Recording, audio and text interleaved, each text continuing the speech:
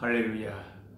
복되고 은혜스러운 하나님의 말씀을 365일 묵상하는 귀한 보약 큐티 시간입니다. 오늘은 44일째가 되네요.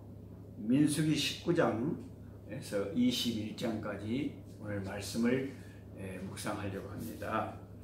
자, 민수기 19장을 펼쳐 보십시오. 민수기 19장은 붉은 암송아지의 재를 만들어서 그것을 이제 물에 타가지고 부정한 자를 정결케 하는데 규례로 이게 말씀하시는 내용이 쫙 나와 있습니다.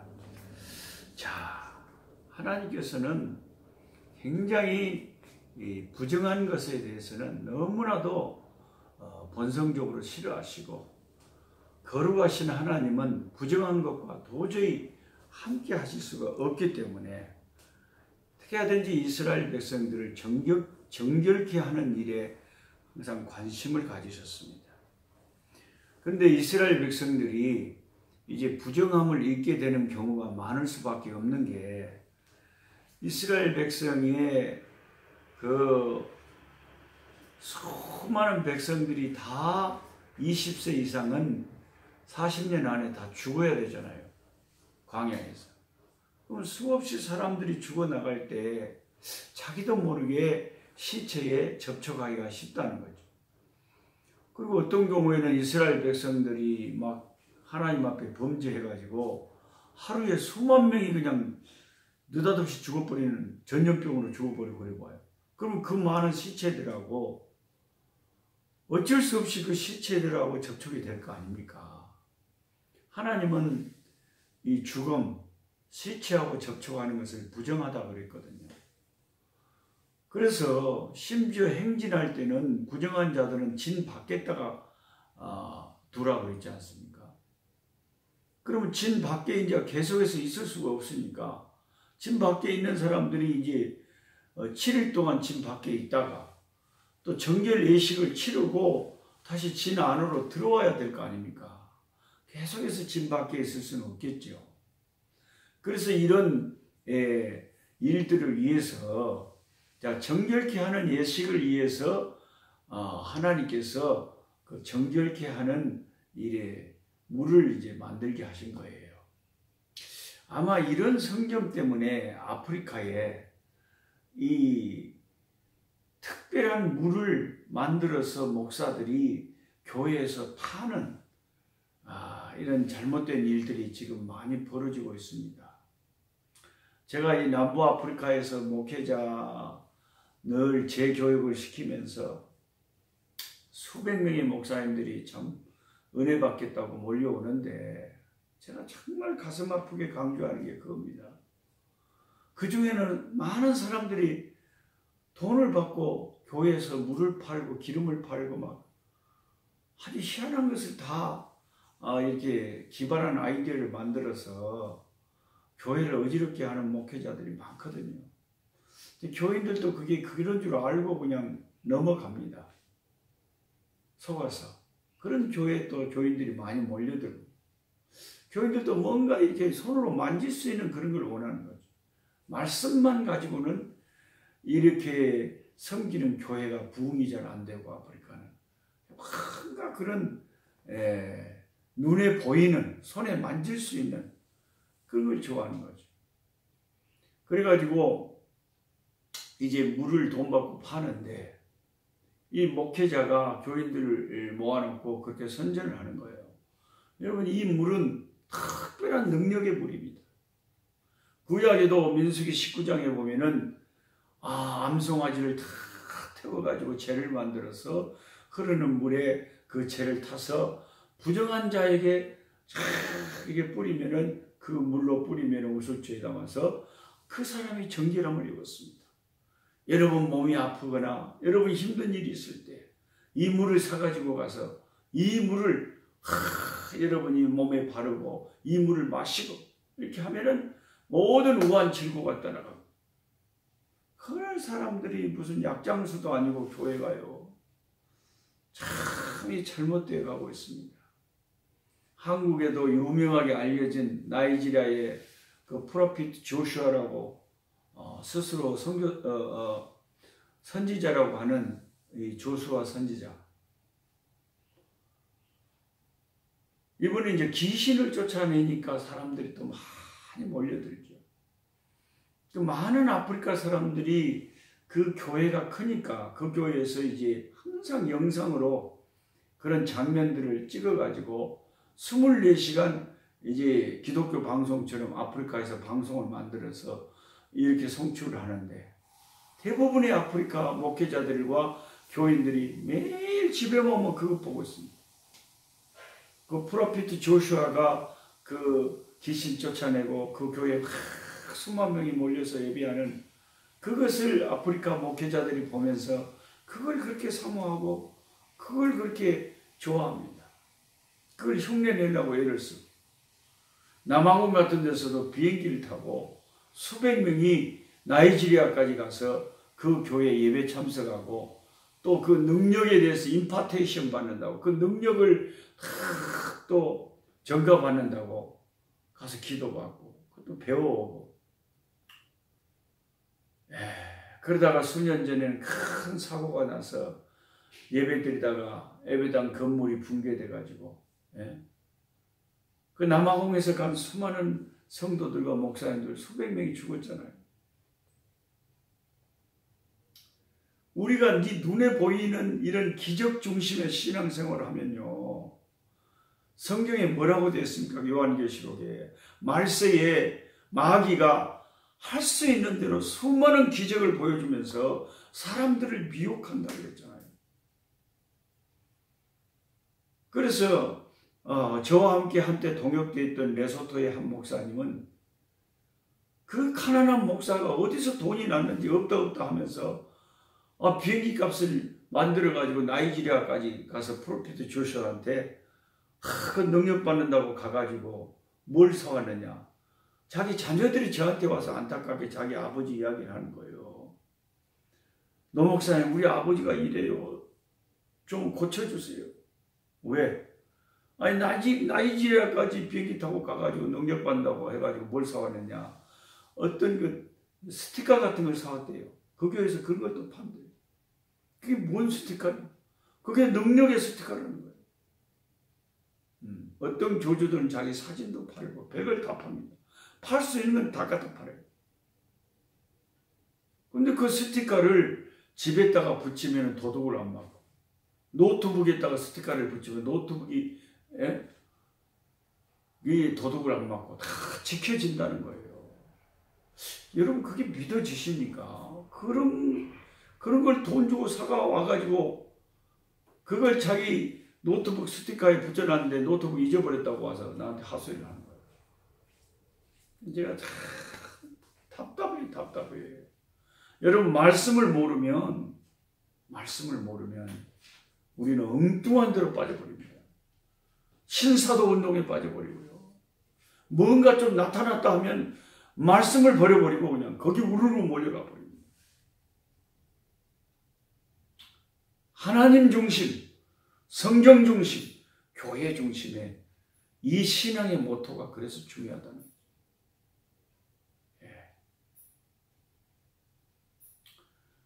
제가 이 정결 예식에 대한 민수기 19장의 말씀을 나누다 보니까 우리 선교지 현실이 너무 안타까워서 선교지 이야기를 잠깐 하게 되었습니다. 그래서 이제 붉은 암송아지라는 것은 아직 일을 하지 않는 어린 암송아지죠. 붉은 빛이 나는 어린 암송아지를 잡아가지고 진 밖으로 끌고 가요. 진 밖으로 끌고 가서 잡는다는 것은 우리 예수님을 생각나게 하잖아요. 히브리 13장 12절에 그러므로 예수님도 자기 피로써 백성들을 거룩히 하려고 성문 밖에서 고난을 받으셨느니라. 예루살렘 성문 밖 골고다 그 저주스러운 그 해골이라는 곳에 가서 십자가에 피 흘려 희생당해서 죽으신 그 예수님은 정결 예식을 위해서 하나님께서 지금 명하시고 계시고 그 희생당한 그 붉은 암송아지, 예수님을 상징한다는 거죠. 그 붉은 암송아지가 진 밖으로 가서 붉은 피를 흘리고 죽습니다. 그러면 그 피를 성막에 7번 뿌리고, 그리고 그 가죽, 내장 모든 전부를 다 똥까지 불태워가지고 그걸 확 불태워서 재를 만드는 거예요. 재를 만드는 거예요. 요즘 우리가 장례를 치르는 방법 중에 너무 이렇게 무덤을 쓰느라고 산이 해파되고 우리나라 국토도 좁은데, 그러니까 이제 부모님들이 돌아가시면은 주로 이제 화장을 하지 않습니까? 화장. 다 이제 관과 함께 뜨거운 불에 오랫동안 이게 태우면 그게 나중에는 이제 조그만 채가 돼서 나오죠. 그래서 이 암송아지를 다 태우면 이제 채가 될 거 아닙니까? 그 채를 잘 보관했다가 이게 이제 정결케 하는 데 쓰는 채라는 거죠. 암송아지. 근데 그 암송아지가 불탈 때 6절에 보면 뭘 넣으라 그랬냐면 3가지를 넣으라 그랬죠. 백향목과 우슬초와 홍색 실 3가지를 같이 넣어서 재를 만들어라. 하나님께서 왜 이렇게 하라고 하는지 우리는 잘 모르지만 생각을 해보면 하나님께서 그렇게 하라고 하니까. 백향목이라는 것은 구약에 참 많이 나오는 단어인데요. 백향목이라는 것은 항상 좋은 의미로 쓰입니다. 그래서 쭉쭉 나무라도 너무 귀하게 쓰이는 목재였고 귀한 고급 재료였는데, 이 레바논에서 난 백향목은 쭉 하늘을 향해서 올라갑니다. 그래서 생명력을 상징하는 거죠. 우슬초는 이제 정결케 하는데 늘 사용됐으니까 정결함을 말하는 것이죠. 홍색 실은 예수 그리스도의 희생의 피를 생각나게 하는 거죠.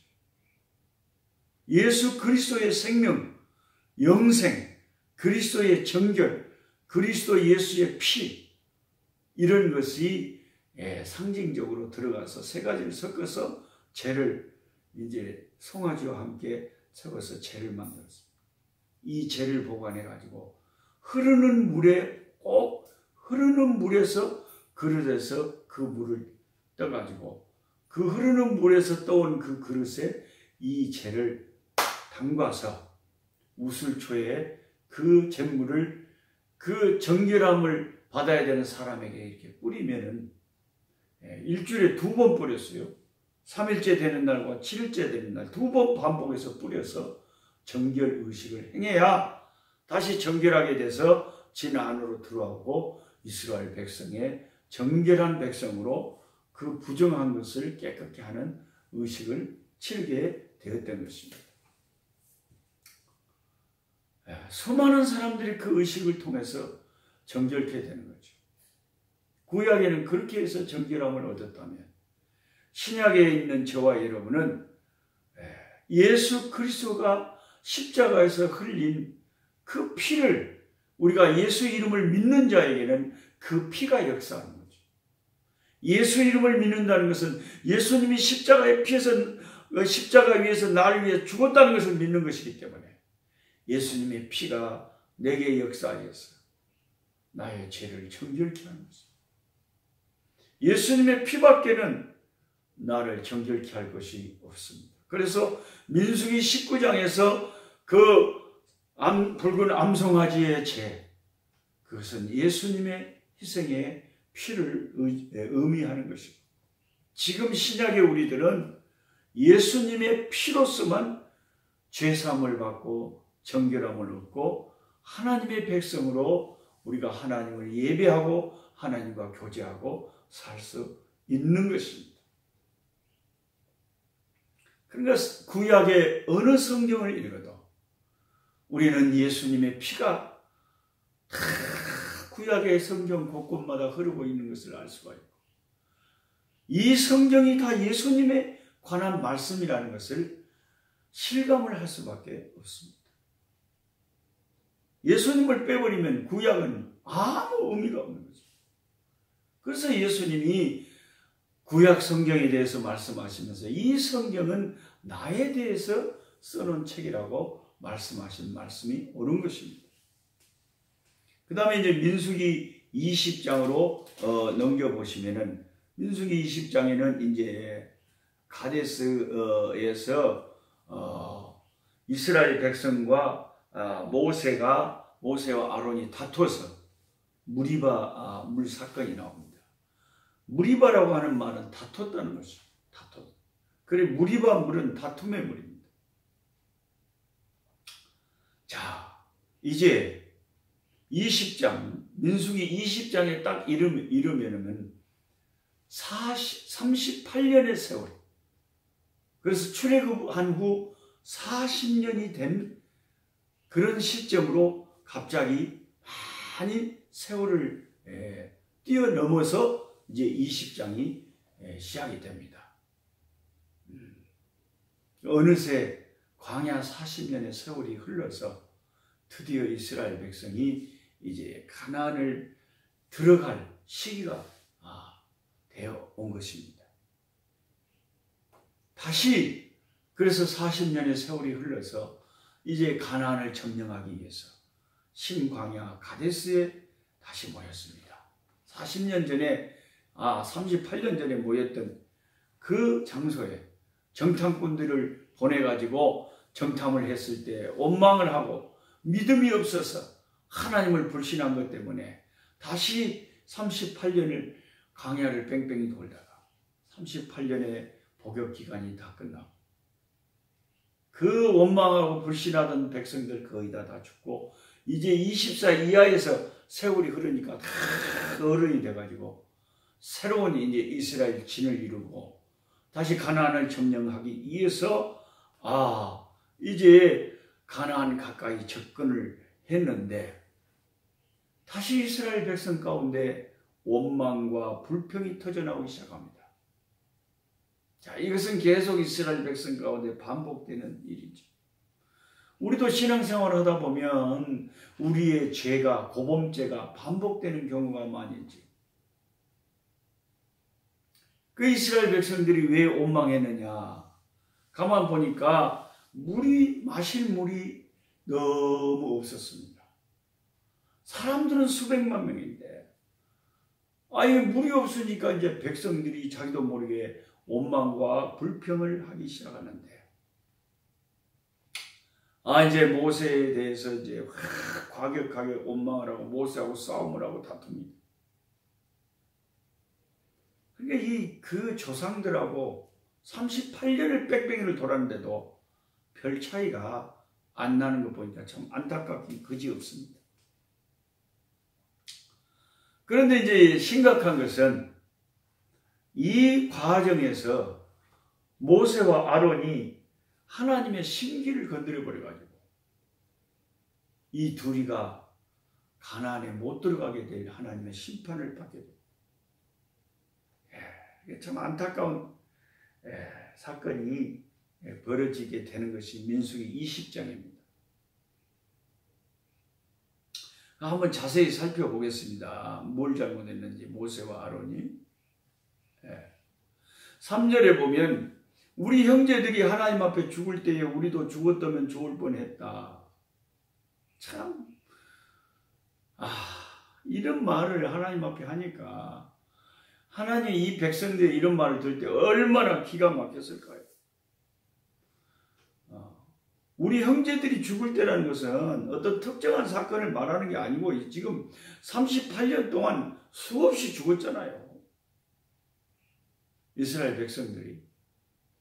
하나님을 불신하는 사람들 다 죽었어야 되니까. 그러니까 그렇게 속절없이 수없이 죽어갈 때 그때 나도 죽었으면 우리도 죽었으면 좋았을 걸. 그러면서 물이 없다고 그런 소리를 하고 원망을 하면서 모세와 아론하고 다툰다 이겁니다. 참 우리는 하나님 앞에 참 말을 참 잘해야 돼요. 하나님 귀에 우리 말이 들리잖아요. 우리 말이 하나님 귀에 들린 대로 하나님 해주시니까 믿음의 말을 해야 돼. 믿음의 말. 이는 원망과 불평의 말을 그치고. 그래서 모세가 이제 어떻게 아론이 했다고 했습니까? 6절에 회막문에 엎드렸다. 우리가 늘 보아왔듯이 문제가 생기고 다툼이 생기고 참 억울한 일이 생기면 이 모세와 아론은 늘 하나님 앞에 엎드려 기도합니다. 그래서 영적 지도자들의 첫 번째 덕목은 하나님 앞에 항상 중요한 일이 생기면 엎드려 하나님께 기도하는 것이죠. 하나님 앞에 기도하는 것보다 더 중요한 덕목은 영적인 지도자에게 없는 줄 압니다. 나 하나님 앞에 엎드려 기도해야 되죠. 그렇게 이제 기도를 하는데 하나님께서 모세와 아론에게 말씀하시기를 가서 저 반석을 명하여 이르기를 물이 나오도록 해라. 그러면 그 반석에서 물이 쏟아져 나오면 이 백성들로 마시게 해라. 이 백성들이 원망하면서 차라리 죽었으면 좋겠다 그러면서 하나님이 그렇게 기적적으로 그들에게 주시는 만나까지 원망 불편을 하면서 이 박한 식물을 하나님이 주셨다. 그렇게 별별 소리를 다 하면서 이 배은망덕한 하나님이 그렇게 기적으로 그 생명을 30년 40년을 살려놨더니 이스라엘 백성들이 하는 말 좀 들어보십시오. 박한 식물이래요. 만나를. 그러니까 모세와 아론이 얼마나 화가 났겠습니까? 한두 번이지. 이제 가나안 점령을 앞에 두고 또 이런 원망과 불편을 하니까 지상에서 최고로 겸손하고 온유하다고 소문난 모세도 사람인지라 열받은 것 같아요. 완전히 그냥 조금 벗어져. 그렇게 겸손하고 지상 최고로 온유한 사람이라고 하는 모세가 그만 너무 화가 나가지고 결정적인 실수를 해버렸어요. 그래서 하나님께서 심기가 상하셔가지고 모세와 아론을 그때 마음이 탁 돌아서셔가지고 하나님이 너희들은 이 일 때문에 가나안에 들어가지 못한다 라고 못을 박아버렸어요. 그러면 모세가 저지른 잘못이 무엇인지, 왜냐하면 그렇게 하나님이 친구처럼 여기는 사람이잖아요, 모세는. 그런데 하나님이 그렇게 친한 친구 같은 사람도 그렇게 엄한 벌을 내리셨다면 우리가 이것을 주의 깊게 살펴봐야 되잖아요. 하나님이 어떤 것을 그렇게 싫어하시는지. 모세가 뭘 잘못했냐. 어떤 학자들은 그런 견해를 밝힙니다. 하나님이 반석을 향하여 명하라고 했는데 모세는 지팡이로 가서 화가 나서 2번이나 가서 두들겨 패버려가지고, 그래서 하나님이 모세와 아론에게 마음이 다쳐서 화가 나셔서 그들 가나안에 못 들어가게 했다. 그렇게 생각을 하시는 분들도 있어요. 그런데 그건 아닌 것 같은 게 12절을 읽어보시면 모세가 저지른 잘못을 확실하게 하나님이 지적을 하십니다. 12절에 뭐라고 되어 있습니까? 여호와께서 모세와 아론에게 이르시되, 자, 이스라엘 백성은 이제 반석에서 물이 터져 나오니까 좋다고 벌컥벌컥 마시고 난리가 나고 난리가 났는데, 그 좋은 그 시점에 하나님의 청청병력 같은 소리가 떨어지는데 13절에 12절에 여호와께서 모세와 아론에게 이르시되 너희가 나를 믿지 아니하고, 첫 번째 모세와 아론의 잘못이 뭐예요? 믿지 않은 것, 불신해지죠. 두 번째 죄, 이스라엘 자손의 목전에서 내 거룩함을 나타내지 아니한 고로 너희는 이 회중을 내가 그들에게 준 땅으로 인도하여 드리지 못하리라 하시니라. 다음 장에 보면 이제 아론 죽습니다. 그리고 모세도 얼마 안 있다가 이제 죽죠. 이스라엘 백성들의 지도자로서 그토록 하나님의 신임을 받고 그 기적의 현장에서 반석에서 물이 터져 나오는 현장에서 백성들은 좋다고 물을 철없이 마셔야 되는데 그 귀한 하나님의 종 모세와 아론에게 하나님이 청천벽력 같은 선을 내려버리시는데 너희들은 가나안에 못 들어간다. 딱 이유가 두 가지입니다. 반석을 지팡이로 때렸다고 말씀하시는 것이 아니라 두 가지 이유가 뭐냐? 우리도 명심해야 돼요. 첫째가 뭐요? 너희가 나를 믿지 아니했다. 둘째가 뭐예요? 너희가 내 거룩함을 백성들에게 드러내지 않았다.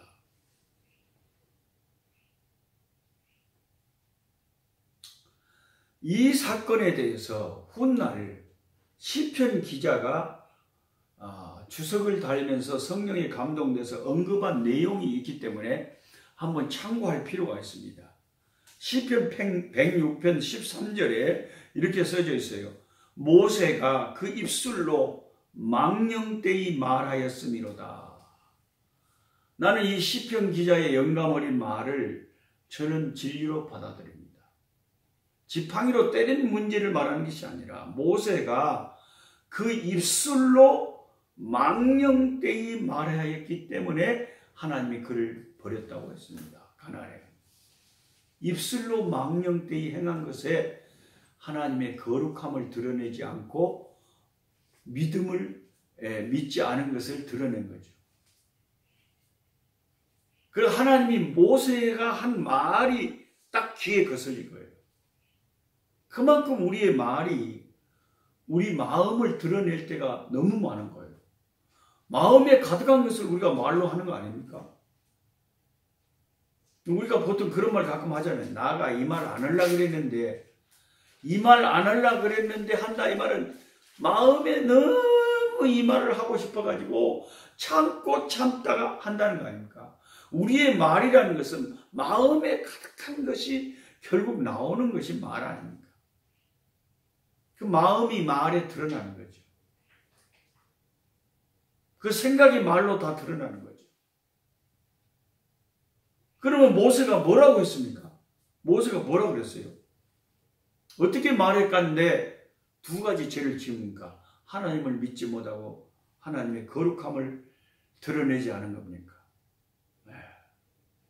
성경을 읽어보니까 10절에 모세가 이렇게 말합니다. 모세와 아론이 회중을 그 반석 앞에 모으고 모세가 그들에게 이르되 반역한 너희여 패역한 백성들이여 들으라. 우리가 너희를 위하여 이 반석에서 물을 내랴 하고 지팡이로 때렸다고 했습니다. 하나님께서 분명히 지금 가서 반석을 명하여 물을 내라고 했는데 하나님이 명령했는데 모세가 물을 내랴 이 말은 내기 싫다 그 말이죠. 내가 너희 같은 못된 인간들을 위해서 나가 물을 내야 하기 싫단께 그 말이야. 이게 이제 믿음 없는 믿음이란 게 뭡니까? 하나님의 말씀에 순종하는 게 믿음 아닙니까? 근데 모세는 내기 싫다는 거예요. 왜? 너희가 너무 못됐다는 거예요. 하나님의 종이 하나님께서 물을 내주라고 하는데 모세 자기가 뭔데 하나님이 자기 백성을 위해서 하나님도 속상하고 하나님도 이 백성이 참 기가 막히지만 그래도 물을 내라고 하시는데 그 자기 능력으로 내는 거 아니잖아요. 하나님의 권능으로 내는데 우리가 물을 내랴 이 말은 지가 뭘 내는 것처럼 말을 하잖아요. 자칫 잘못하면 여러분 이제 가나안에 들어가면 모세의 공로로 아론의 공로로 이스라엘 백성이 가나안에 들어간 것처럼 될 가능성도 있어요. 이런 식으로 나가면요. 내가 너희들을 위해서 물을 내라고? 언제 자기가 낸다 그랬어요? 하나님이 내라 그랬잖아요, 물을. 그럼 그냥 하나님이 시킨 대로 가서 참 기가 막혀도 하나님 시킨 대로 하면 될 건데, 모세가 그냥 너무 화가 나서 자기 생각을 가지고 하나님의 말씀을 막아버리고 하나님을 불신하고 하나님의 거룩함을 드러내지 않고 자기 영광을 나타내고, 내가 내랴? 우리가 내랴? 내기 싫어! 이렇게 하나님을 거역하고 하나님의 거룩함을 드러내지 않았는데, 사실 하나님도 좀 너무하시죠. 아니 그 백성들은 수십 번 반역을 하고 해도 아버지가 계속 또 모세가 회개하고 기도하면 중보하면 용서해 주시고 하더만, 어째서 모세하고 아론을 딱 한 번 잘못하니까 그냥 딱 잘라버린대요. 그 뒤로 여러분 성경 읽어보면 하나님 무섭습니다. 모세가 자주 기도도 안 했어요. 너무 아쉬워서 가나안 땅을 보면서 너무 들어가고 싶으니까, 하나님 저 아름다운 땅 저도 보고 싶어요. 그렇게 완곡하게 기도를 했는데요, 하나님이 뭐라 그러자면, 모세야 족하다. 더 이상 그 문제로 기도조차 하지 말아라. 기도하는 것 자체를 하나님 금하셨어요. 기도해도 소용없다. 야, 정말 하나님이 친구처럼 대하고 하나님이 그렇게 귀히 여기고 사랑하는 것과, 또 하나님이 한번 어떤 것을 뜻을 정하시고 일을 행하실 때 보면 하나님 정말 무서워요. 친구가 아니라, 모세 아니라 자기 독생자 하나님이 하나밖에 없는 아드님이시라도 눈물로 그 마지막 겟세마네 동산에서 이 잔을 내게서 지나가게 해달라고 기도할 때도 하나님이 고개 돌리셨잖아요. 네가 그 쓴 잔을 마셔야 된다. 하나님은 마음에 한번 어떤 뜻을 정하시면 인간이 아니기 때문에 이랬다 저랬다 하는 법이 없으십니다. 그래서 우리가 이 성경을 보면서 하나님을 바꾸려고 하지 말고, 아, 내가 섬기는 하나님이 이런 분이시구나. 하나님을 알려고 우리가 성경을 공부하고 성경을 묵상하는 거 아닙니까? 하나님을 아는 지식이 얼마나 중요한지 몰라요. 우리가 망하는 것은 하나님을 아는 지식이 부족해서 그래요. 이 백성이 하나님을 아는 지식이 없어서 망하는다 그랬어요. 선지자들이 한탄하기를. 그래서 우리 하나님은 어떤 하나님이냐? 아무리 평상시에 내가 하나님 사랑받는다고 해도 그거 교만하면 안 돼요. 하나님을 두려워해야 되고, 하나님을 끝까지 순종하고, 끝까지 하나님이 시키는 대로 하고, 하나님의 거룩함을 드러내야지. 내가 화가 난다고, 내가 성질 난다고 하나님의 교회 앞에서 지도자가 함부로 분노를 표출하거나 말을 함부로 하는 거 얼마나 조심해야 되는지 모릅니다. 가정에서도요, 참 부부간에 말 함부로 잘못해가지고요, 가정이 파탄나는 경우가 얼마나 많은지 몰라요. 그 말만 안 했더라면 그렇게까지 비극이 일어나지 않았을 건데, 어떤 가정은 말 싸우다가 잘못해가지고요 죽었대요. 둘이 이혼하려고 했었는데 자기 자녀가 아픈데요, 부인이 하루 종일 밖에서 놀다 왔대요. 근데 집에 밤늦게 들어오니까 남편이 화가 나서 부인한테 어디서 놀다가 이제 들어오냐, 자식이 아파서 저렇게 끙끙 앓고 있는데 엄마라는 사람이 그 화가 나서 말했더니 이 부인이 이제 이혼하려고 마음먹고 그랬대요. 왜 그렇게 나한테 그따위로 이야기를 해요? 칼로 날 죽이겠네. 그러다가 그 말이 떨어지기가 무섭게 남편이 부엌에 가서 칼 들어갖고 가서 수없이 찔러 죽였는데, 부인이 죽으면서 살려주세요 해도 그 제가 SNS에서 지금 최근에 본 뉴스예요. 제가 만든 이야기가 아니고 실제로 있는 한국에서 일어난 이야기라니까요. 그만큼 우리의 말이라는 것이 내가 흥분했어도, 내가 화가 났어도, 지상에서 가장 온유한 사람이라고 하는 모세도 말 함부로 잘못해가지고 하나님 앞에 그런 결정적인 귀한 축복을 놓쳐버리잖아요. 얼마나 안타까워요, 우리의 말 한마디가. 아무리 우리가 흥분되고 아무리 화가 나고 아무리 성질 나더라도 말을 가려서 해야 되고, 그게 평상시에 우리가 그걸 항상 명심을 하고 하나님의 거룩함을, 또 하나님을 순종함을 항상 마음에 명심해야 될 것입니다. 그 다음에 민수기 21장에 가면은 이제 불뱀 사건과 요단강 동편에 있는 그 이방 족속들을 정복하는 내용이 나옵니다.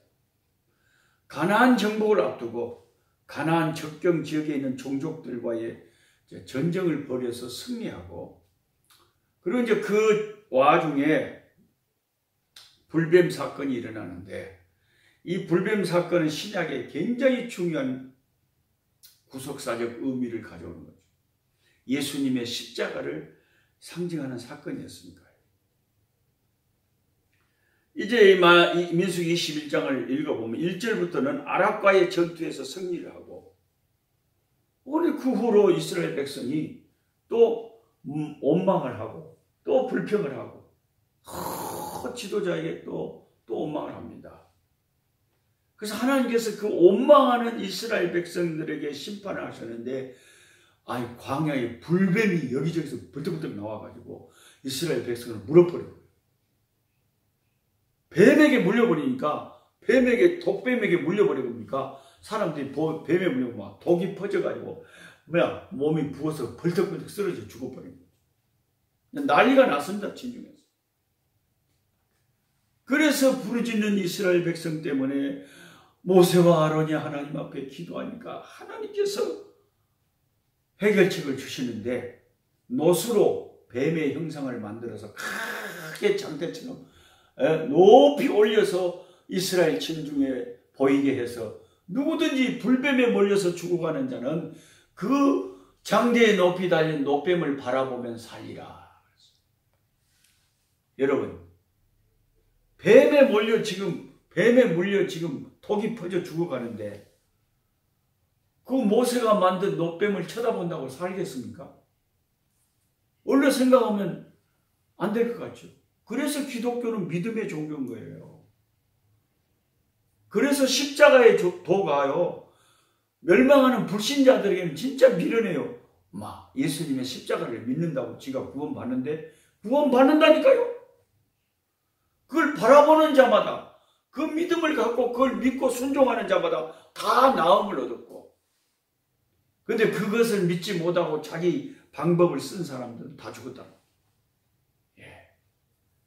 그리고 이제 그 사건이 있은 다음에, 그런데 예수님의 십자가를 바라보면 누구나 구원받는다는 것을 이제 말씀하는 것이고, 그 후에 이제 민수기 11장의 후반절에 나오는 내용이 그 아모리족 시온 왕국과 또 이제 바산 왕국의 또 이 왕을 쳐부수는 이스라엘 백성이 전쟁을 해서 승리하는 이런 사건이 기록되어 있습니다. 이 사건은 가나안을 이제 정복하기 전에 하나님께서 미리 예방주사로 전쟁에서 승리하는 그 승리를 맛보게 하고 용기를 주고 힘을 길러주고, 이제 하나님께서 그 능력으로 자기 백성과 함께해서 가나안을 충분히 정복할 수 있다는 것을 미리 모세가 살아있을 때 훈련시키고 경험시키는 장면이라고 생각하면 틀림없습니다. 참 시간이 더 많으면 더 많은 말씀 나누고 싶지만 내일 또 나누시기로 하고 오늘은 여기까지 하겠습니다. 약한 자 힘주시고 강한 자 바르게